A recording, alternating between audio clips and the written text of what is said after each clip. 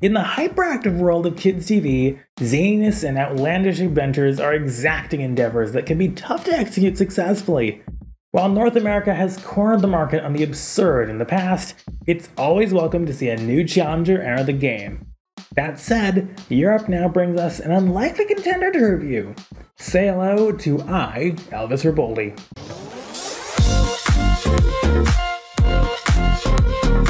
In the goings-on of European kids' fare, we don't necessarily hear from Spain all that often.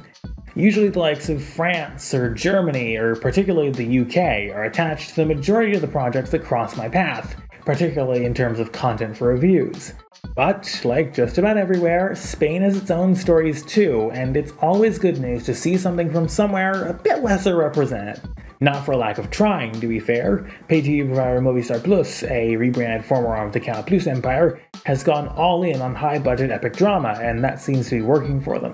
Elvis Riboldi is a Spanish-French co-production that's been in the works for the past few years. Production was initially planned to start in mid-2016.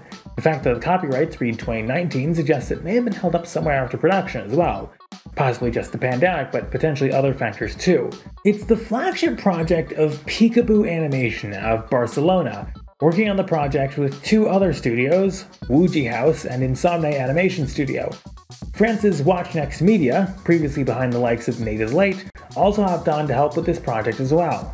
Based on a series of Spanish graphic novels by a quartet of creatives under the collaborative pseudonym Bono Badari, the series explores the adventures and misadventures of the energetically overzealous title boy as almost certainly hijinks ensue.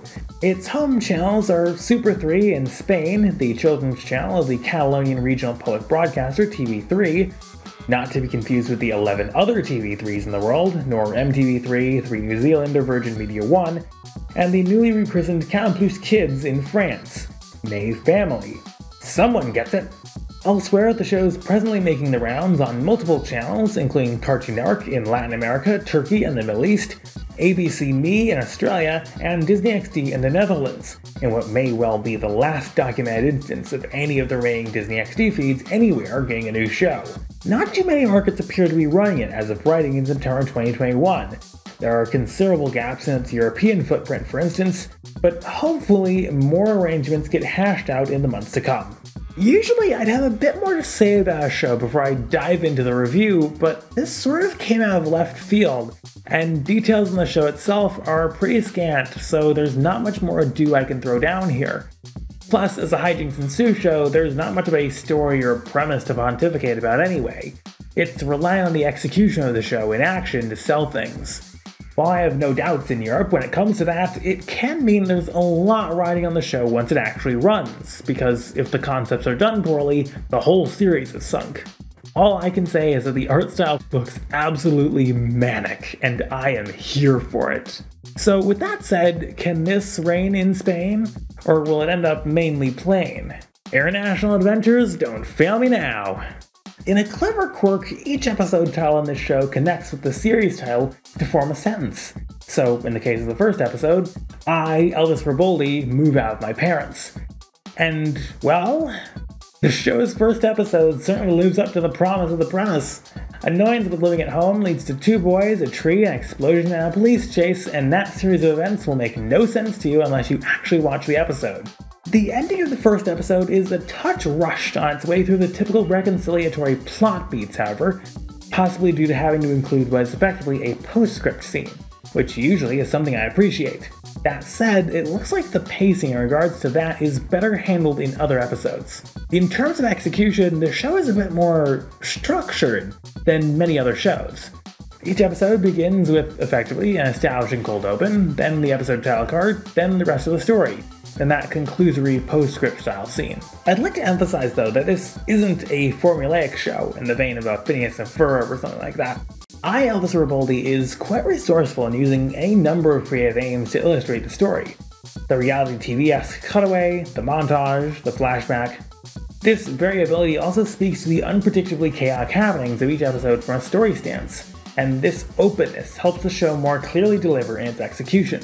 What this cartoon lacks in an American-style over-exaggeration, it makes up for through fully committing to the potential absurdity of the story's plot. Elvis is 100% full send, and that's what makes it work, even filtered through the lens of modern European sensibilities. There are certainly strong bones here to heap on Americanized sensationalism, but as it stands, it works to great effect without it by just not half-assing things and following through conceptually. Something which seems like a pretty basic thing to nail down, but surprisingly isn't. Ask me how I know. And can I also note how this show has just perfected generic main character boy voice on Elvis here? Like, that's not even a complaint. The accuracy of matching a face to a voice on this kid is unbelievable. Do not touch. This is my side of the refrigerator. Your sodas must be on your side. You have no sodas. While I can't accurately vouch for it, the art style has likely been somewhat sanded off compared to the books, and the animation suffers from being a bit basic at times, arguably more so than some of the other projects Watch Next has been behind. The unique style of the books translates well into the art design of this show, and while it would almost certainly wilt under the eyes of, say, a SpongeBob fanatic or a tween frame cynic, the animation is serviceably adequate enough to handle the many complex scenes brought on by Elvis's many local misadventures.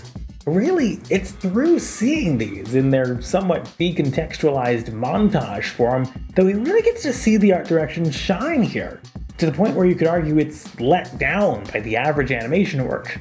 The show probably could be pulled further into its own, but that would probably require the zeal of a US-level production budget, which is something that the combined efforts of France's main premium TV outlet and a Spanish regional broadcaster can't exactly get close to. Therefore, their success at this level is all the more admirable. There's a really solid creative through line that is apparent here in spite of some of the challenges that come with European productions. If there's one thing that makes Elvis Riboldi a good cartoon, it's the fact that they take, well, that escalated quickly, and follow through to turn this show into a wildly creative romp that takes their concept up to 11 from the jump. In contrast to a lot of other hijinks ensue fare, the question is not, is he gonna do it? And it's more, how insane is it going to get? And that shift in focus gives this series a unique angle that they've executed on superbly. It may not reach its full visual potential, which will irk snobs, but competency in that area, married to a strong story sense, turns this cartoon into a surprisingly solid production that's more than worth a watch. Cliff, please, avenge me. You're not dead, Elvis. What a performance, huh? For more reviews of far-flung foreign fare, hit subscribe for all the latest from the world of television. While I enjoyed this European show, I had a harder time warming up to the last one I reviewed, Coach Me If You Can, out of France. You can watch that review up here or down in the description. Thanks to my supporters for making this video possible. You can snag exclusive bonuses and extras for just $3 a month at benzej.tk/join. I'm Benzie Johnson Jr., I'm enthusiastic about television, and I'll see you next time.